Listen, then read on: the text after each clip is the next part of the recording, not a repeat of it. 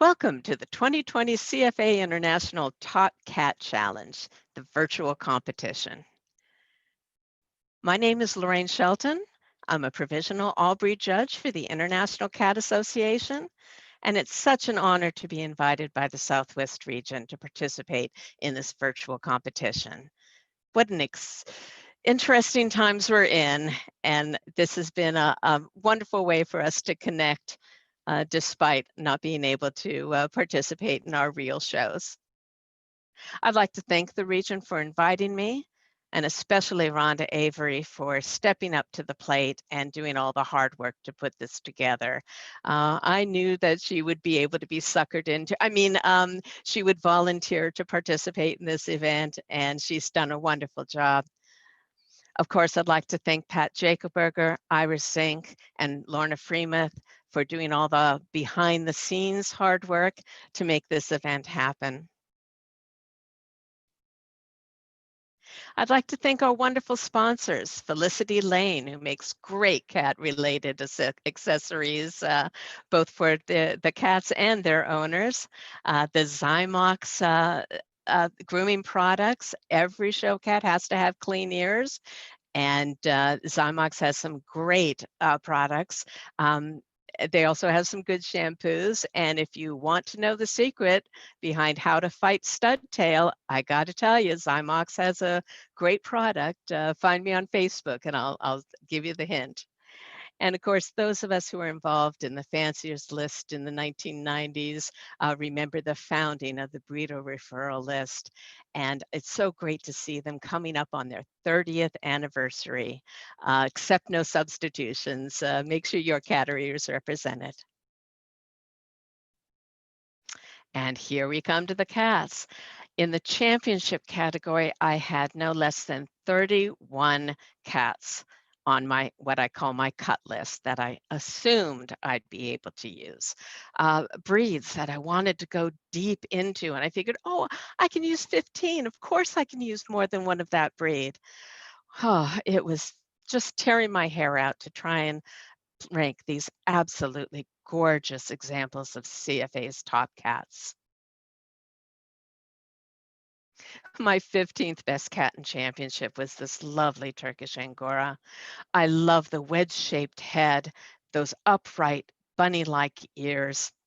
There was a great picture of him stretched out that showed that perfect two-plane profile, even as a young cat. Excellent body, that coat coming in, and especially that eye shape. Just exquisite in this cat. My 14th best cat in championship is this lovely Sphinx. Look at the excellent degree of hairlessness, strikingly large ears set well, the lemon-shaped eye. I like the chiseled cheekbones here and a very well-developed muzzle, great whisker pads, and broad chest to that body. Good proportions between leg length and body length. My 14th best cat. This Japanese bobtail, very unique silver color. I loved her pattern, her beautiful upright ears, and of course those wraparound eyes. I want to see size to those eyes in a Japanese bobtail. I love how the contours of her head set off her lovely lovely curves to her profile and her face-on vision. I want to see lots of curves in that. I want to see good length of body, and I loved her proportions. Exquisite Japanese bobtail. I had lots of Abyssinians to choose from. I went back and forth, but I just had to go with this blue with the wonderful, wonderful ground color, excuse me. I like the length of the head, the size of the ears, beautiful size to the eyes, the elegance of the neck and body, and such a difficult color to work with. My 12th best cat. There were so many beautiful Russian blues in all categories in this show. I, I just was overwhelmed. You can see the silver tipping to this cat. You can see the beautiful length to the head, correct proportions. Loved the density to the coat, beautiful eye color that you can see in other shots that were submitted, and proper muzzle that gives that slight little smile to make them such a friendly looking cat. This beautiful Russian blue is my 11th best cat.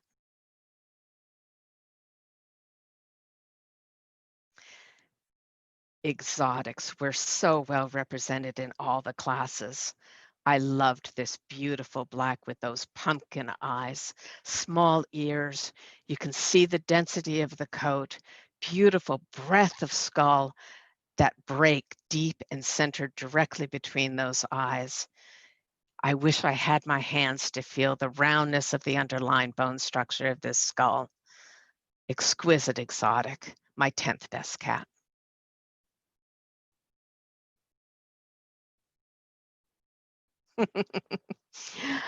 How can you look at a Selkirk Rex and not smile? They are not for the serious. I remember when we were advancing from miscellaneous to provisional in CFA, there was a board member, Don Williams, who was opposed to our advancement because he said, I remember a cat that had ringlets. I don't see ringlets anymore. Where are the ringlets? Well, Don Williams, here are your ringlets. What an exquisite coat. But it wasn't just about the coat. And we wanted to make sure when we wrote that standard, it wasn't just about the coat. I want to see enough length of leg to allow that cascading coat to be showcased. If you see a profile shot of this cat, it has an adequate length of the muzzle to showcase those curly whiskers. I love the ear set on this Selkirk, something I don't frequently see, and the width between the eyes giving that sweet, sweet expression that the founder of the breed always wanted to make sure we maintain. This lovely Selkirk is my 9th best cat in championship.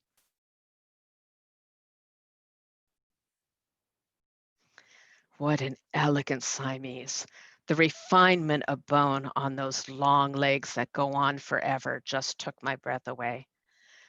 Those eyes, the line of which intersects the center of the ear, the placement of the ear that extends through the line of the wedge, smooth wedge, the profile view was exquisite.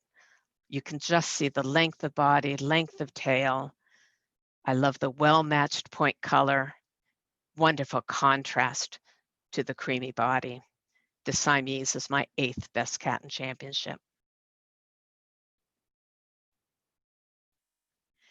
I had a great class of Cornish, but this was the girl that I felt had the better balance. I love the conical shape to the ear, those beautiful large oval eyes set off by those chiseled cheekbones. When you look in profile, appropriate length of head, appropriate slight deviation from that Roman profile. I like the length of the neck. Look at that tuck up. Look at the arch of that back, those long legs. And of course, what would a Cornish Rex be without the Marcel wave? Looks like just cut into that coat, perfectly structured lines. Just a gorgeous example of the Cornish Rex breed, my 7th best cat. An American short hair, vividly marked, beautiful warm ground color. I love the breadth of his chest, width between the eyes, excellent set of his ears, appropriate stop to the profile, just a balanced, gorgeous cat. What a handsome boy this is, my 6th best cat.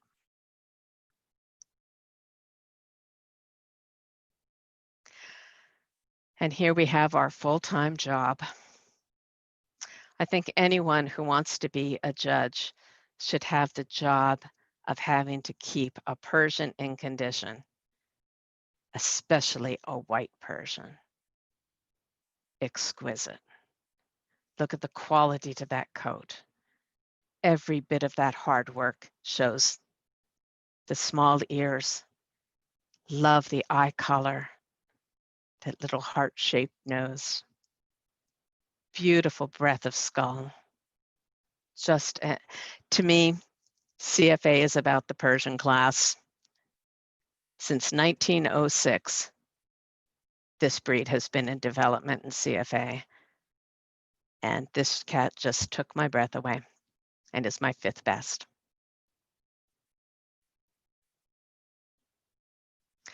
Okay, I had to go to the standard because I wasn't sure in CFA whether an odd-eyed brown, tabby, and white was accepted in the Maine Coon.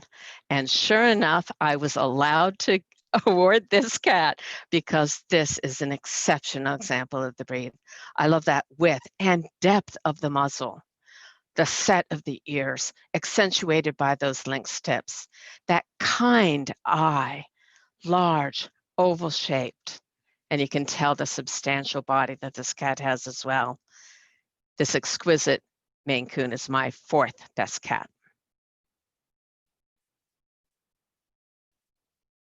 Oh my goodness. She just looked right into my heart.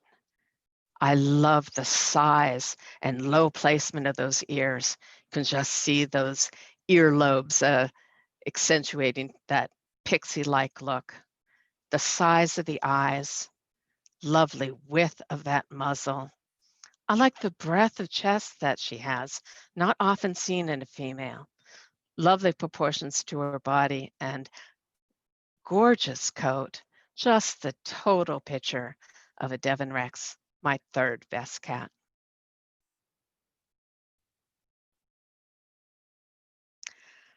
Look at this foxy lady. Oh my goodness. Her attitude just shows in this picture. That little uh, um, that tail that's just accentuating her feelings of the moment. You can tell that she is a playful cat. That is, the Somali and Abyssinian standards talk about the attitude of the cat, not just its beautiful appearance. I like the flare to the ears, those large almond eyes, lovely presentation. Just a gorgeous Somali, my 2nd best cat.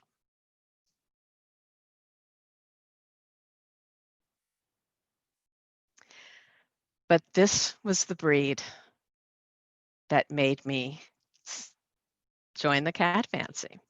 I was working in a veterinary hospital when somebody walked in with a flame point. This is a cream point, but a flame point Himalayan.